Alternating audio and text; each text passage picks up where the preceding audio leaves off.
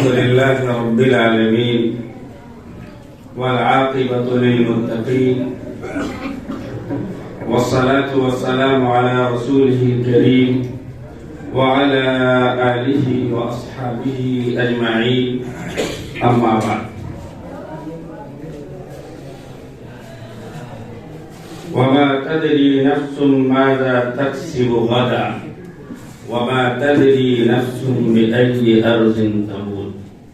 صدق الله مولانا العظيم. بزرگان محترم، بھائیوں اور دوستوں، کتابوں کے اندر آتا ہے کہ حضرت آدم علیہ السلام سے لے کر اب تک تقریباً 5675 سالوں کا عرصہ گزر چکا ہے، اور اس درمیان میں انبیاء کرام بھی آئے، ان کے ماننے والے بھی آئے،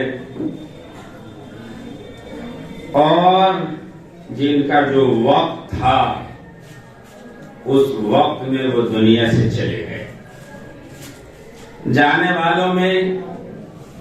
جناب حافظ محمد سراج الحق صاحب بھی، یہ بہت ہی ملنسار آدمی تھے، اور خاص طور سے خانقاہ رحمانی کہ جتنے بھی علماء ہیں ان سے ان کا اچھا تعلق رہا ہے۔ میں انجمن کی مسجد میں تقریباً 19 سال تراویح پڑھا چکا ہوں، اور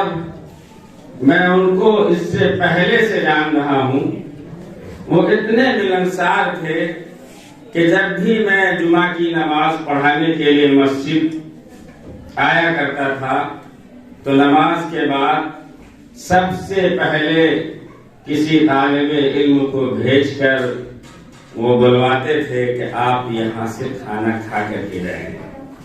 وہ اتنے ملنسار تھے، ان کا یہ عمل ہمیں بھی پسند تھا، آپ لوگوں کو بھی پسند ہوگا۔ اخباری رپورٹ کے مطابق جو میں نے اخبار میں پڑھا ہے، اس کے مطابق حافظ محمد سراج الحق صاحب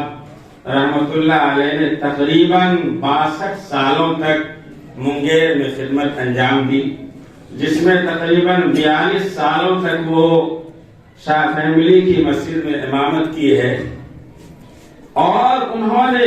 اس علاقے کے لوگوں کے دلوں پہ راج کیا ہے، دلوں پہ حکومت کی ہے۔ لوگ ان کو بہت چاہتے تھے اور بہت محبت کی نگاہ سے دیکھتے تھے، اور یہ اس وقت سمجھ میں آیا جب میں ایک ویڈیو کلپ دیکھی ان کے گاؤں کی کہ منگیر کی ایک بڑی جماعت ان کی محبت میں آخری دیدار کے لیے گئے۔ اللہ تعالی